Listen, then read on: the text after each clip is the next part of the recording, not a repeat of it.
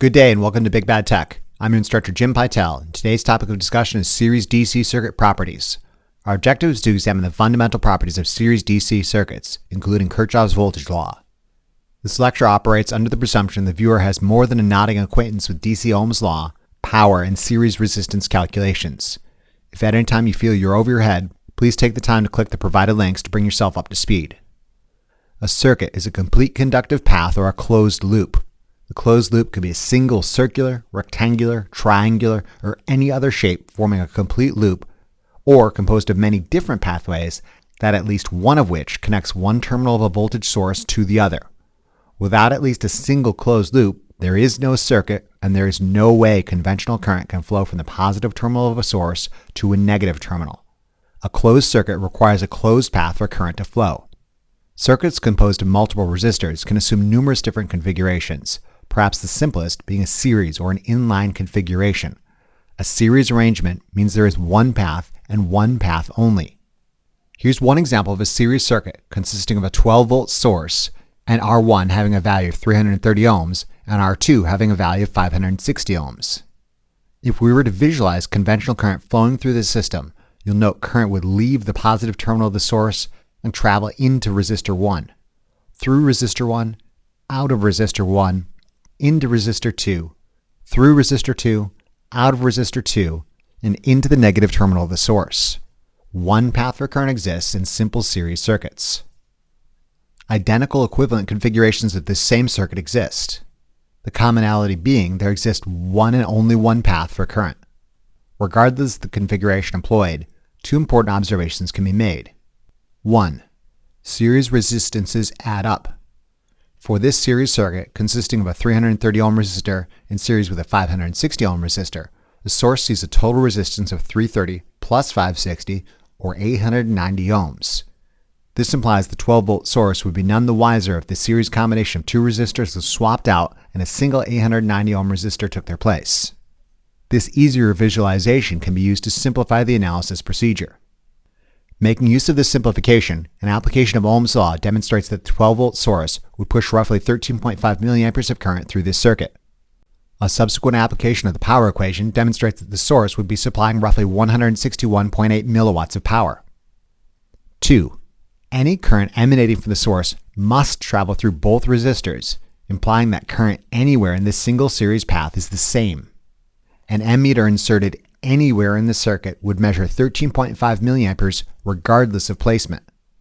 For example, an ammeter inserted between the positive terminal of the source and R1 would read roughly 13.5 milliamperes, as would an ammeter inserted between R1 and R2, as would an ammeter inserted between R2 and the negative terminal of the source. In short, current through elements in series is the same. In this scenario, source current equals the current through R1, which equals the current through R2. I source equals I1 equals I2, and they all equal 13.5 milliamperes. I say again, current through elements in series is the same. This is perhaps the most fundamental property of series circuits, and we'll have ample time and occasion to use this property on a regular basis to simplify the analysis procedure. Let's now examine the voltage drops across individual elements inside this series circuit. Given we know current through both elements to be roughly 13.5 milliamperes, and the fact that we know the resistance of both elements, it's a simple matter of applying Ohm's law to each individual resistor. The voltage drop across R1 will be equal to the current through it times its resistance. V1 equals I1 times R1. Similarly, the voltage drop across R2 will be equal to the current through it times its resistance. V2 equals I2 times R2. Before we substitute in our given values, let's make a prediction. Given current through each resistor is the same, and voltage is equal to current times resistance, it stands to conjecture that a smaller resistor will drop a smaller amount of voltage, and a larger resistor will drop a larger amount of voltage. I am willing to wager R1 at 330 ohms will drop comparatively less voltage than R2 at a larger 560 ohms. Let's see if this is the case. Substituting in our given values for V1 demonstrates that the voltage drop across R1 will be roughly 4.4 volts. Substituting in our given values for V2 demonstrates that the voltage drop across R2 will be roughly 7.6 volts. As predicted, the larger resistor in this series circuit drops more voltage and the smaller resistor less. Let's add this observation to our list of series circuit properties. So far, we've observed the following to be true. 1. Series resistors add up. 2. Current through elements in series is the same. 3. The largest resistor in a series circuit drops the largest amount of voltage, and the smallest resistor in a series circuit drops the smallest amount of voltage.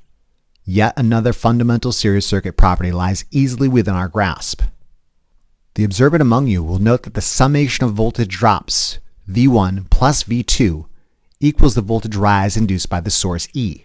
4.4 plus 7.6 equals 12 volts. In summary, what goes up must come down. This is Kirchhoff's voltage law, yet another fundamental series circuit property. Let's add this to our list. 1. Series resistors add up. 2. Current through elements in series is the same. 3. The largest resistor in a series circuit drops the largest amount of voltage, and the smallest resistor in a series circuit drops the smallest amount of voltage. And 4.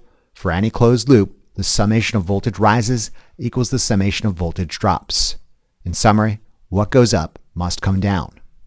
Lastly, let's consider power dissipated by individual elements in this system. As we previously demonstrated, the source is known to supply roughly 161.8 milliwatts of power to this system. Given power input must equal power output, allow me to make yet another prediction. This prediction being that the summation of power dissipated by each individual element in this system will be equal to the power supplied to this system. P total equals P1 plus P2. Let's see if this is the case. The power dissipated by R1 is equal to the voltage across it times the current through it. P1 equals V1 times I1. Substituting in our given values demonstrates R1 dissipates roughly 60 milliwatts of power. Similarly, the power dissipated by R2 is equal to the voltage across it times the current through it. P2 equals V2 times I2. Substituting in our given values demonstrates that R2 dissipates roughly 101.8 milliwatts of power. As we predicted, power in does indeed equal power out.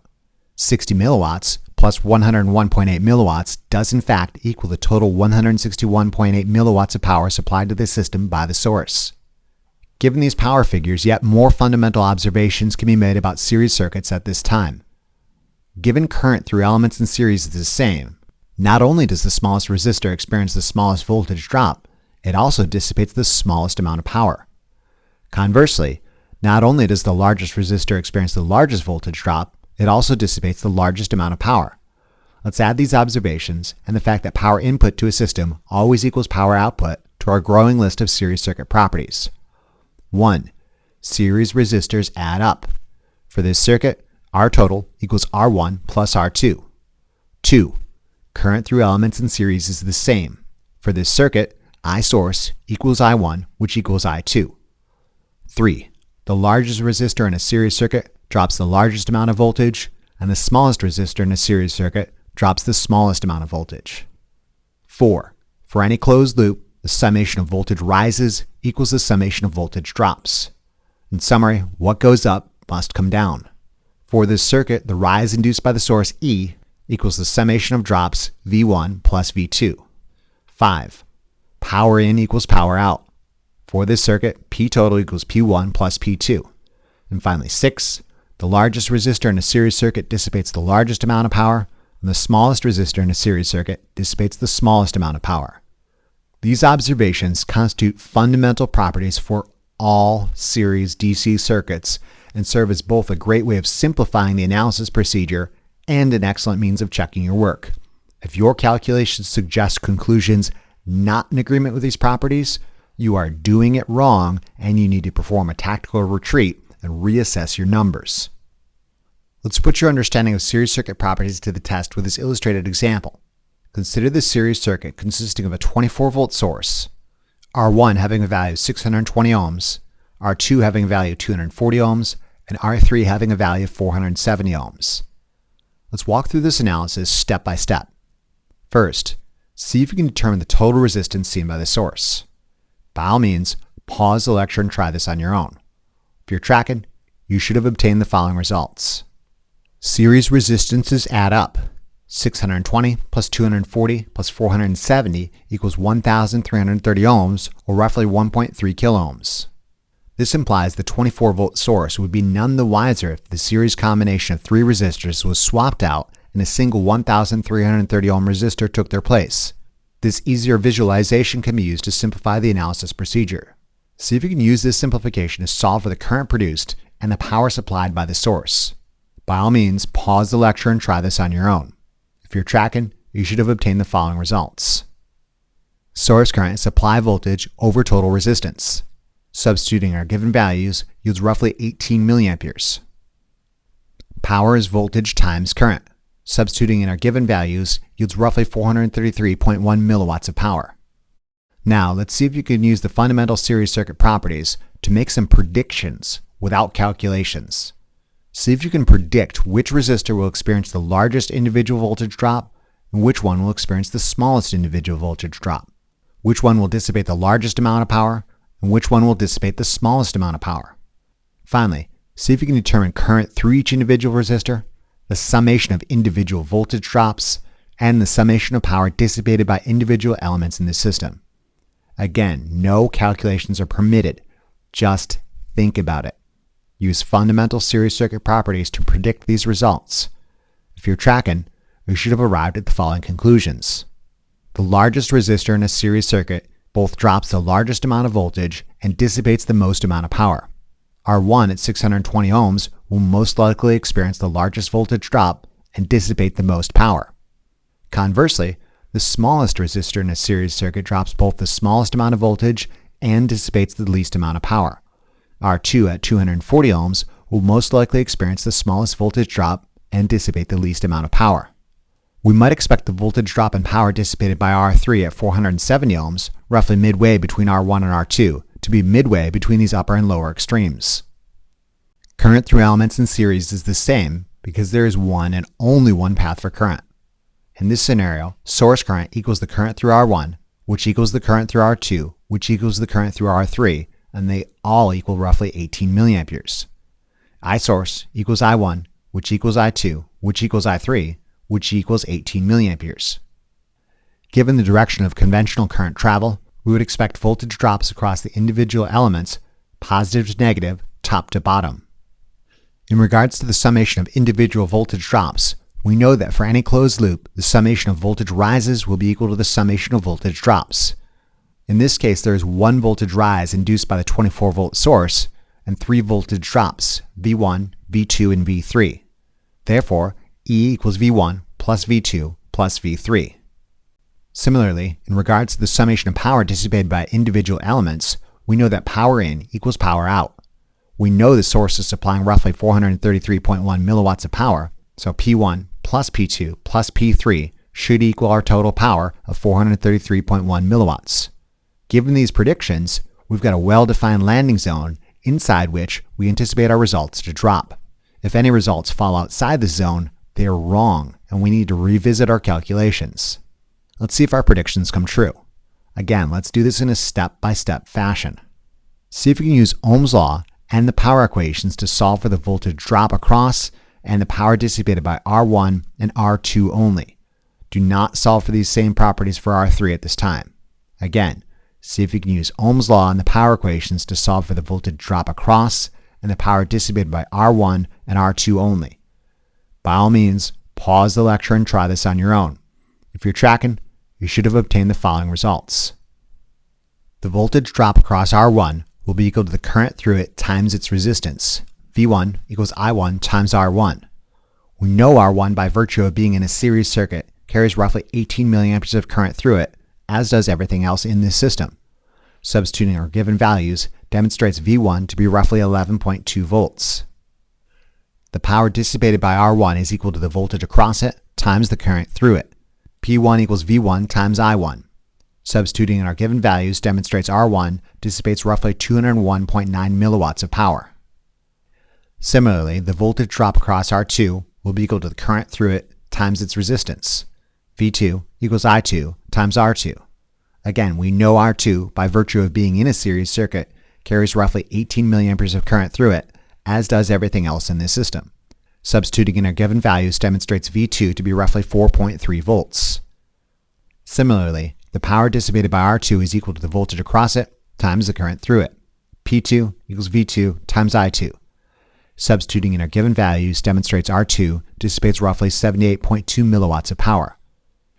You'll note the other permutations of the power equation, such as voltage squared divided by resistance and current squared times resistance for individual resistors, yield the same results. Using these different permutations, solving for the same property, are a great way of checking your work. Ideally, both results should yield the same value. Let's clean up our workspace and see if our predictions we made came true. As we predicted, the voltage dropped across the largest resistor R1 is indeed larger than the voltage dropped across the smaller resistor R2. Similarly, the power dissipated by the larger resistor R1 is indeed larger than the power dissipated by the smaller resistor R2. All that remains is to solve for these same properties for R3. Yes, we could use Ohm's law in the power equations as we did for R1 and R2.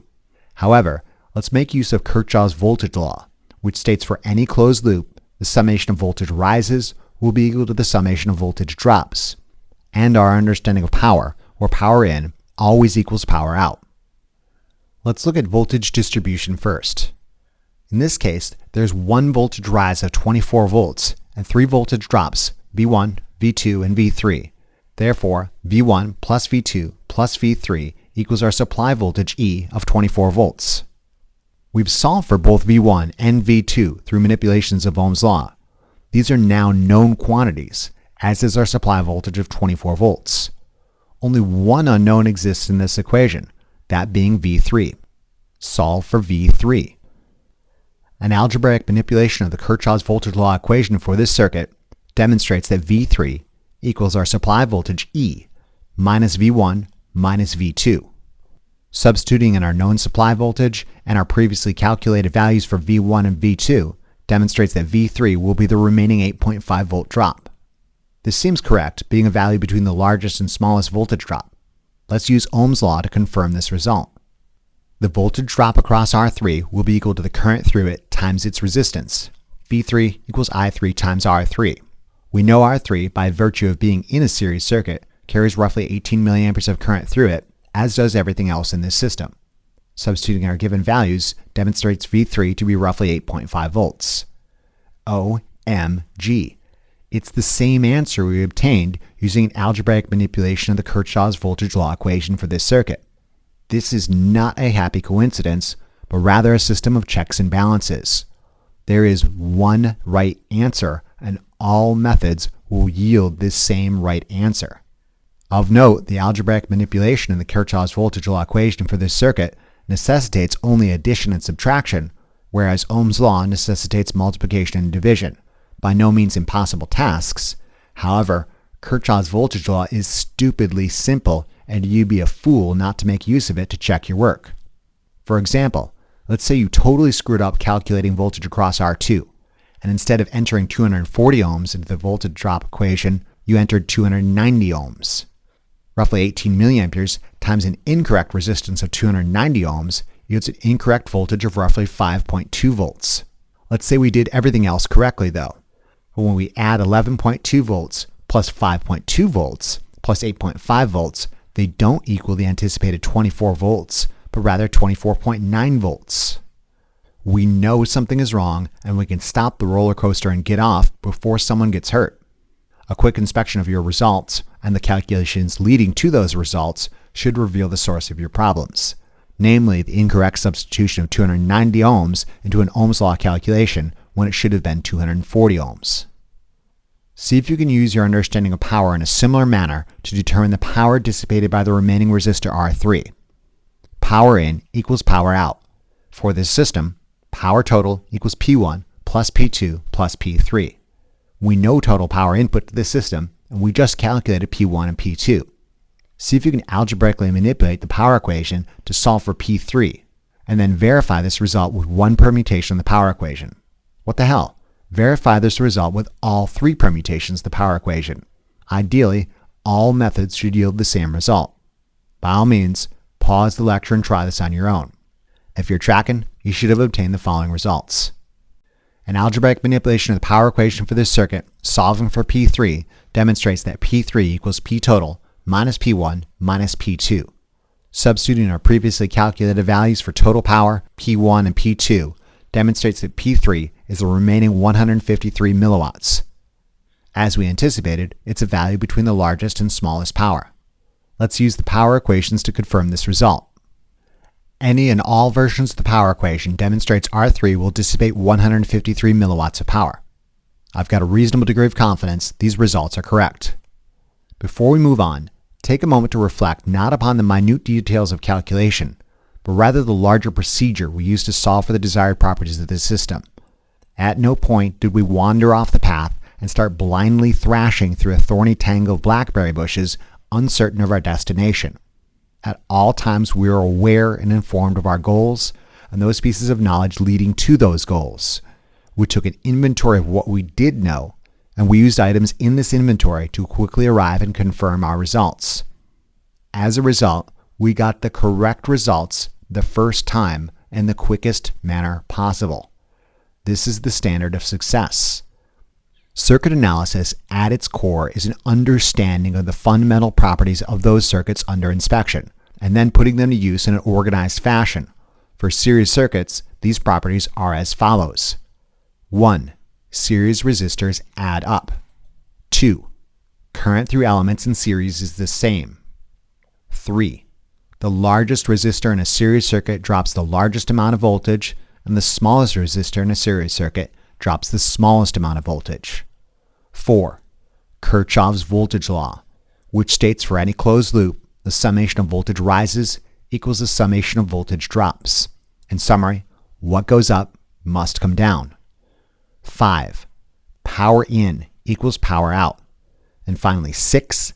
The largest resistor in a series circuit dissipates the largest amount of power, and the smallest resistor in a series circuit dissipates the smallest amount of power. Finally, Ohm's law and the power equations work all the time. They work for individual elements and simplifications of larger circuits. You can use Ohm's law at night, all day long, right side up, upside down, underwater, or out in space. You simply cannot exist, let alone function, without Ohm's law. Get good at Ohm's law and use it often. Use Ohm's law like a Viking would use a battle axe in a town of screaming peasants. Smash everything you see with Ohm's law until you run out of things to smash. Beyond a knowledge of these fundamental properties and an aptitude for calculation, one must be systematic and organized. I'm sorry, but I cannot teach you to be organized. That was your mama's job. My advice is to write down intermediate simplifications and results. That way you can always return to these values at later points to check your work. Use the history in your calculator. Only round the final answer. Use unrounded numbers for all calculation purposes. Keep track of where you are, and at the very least, know where you're supposed to be going. It's worth noting that Kirchhoff's voltage law and power in equals power out are both extremely handy methods for shortcutting exhaustive calculations or checking your work, as they necessitate only simple addition and subtraction. You would be a fool not to use these simple techniques. Because these techniques are so simple and so powerful, let's spend a little more time examining this circuit using Kirchhoff's voltage law. You'll sometimes hear me refer to Kirchhoff's voltage law in acronym form as KVL, and use it as a verb, as in KVL that POS, meaning perform a detailed Kirchhoff's voltage law analysis of this circuit and you will arrive at the answers you seek. KVL has far greater use than its outwardly simple appearance may suggest. Allow me to demonstrate.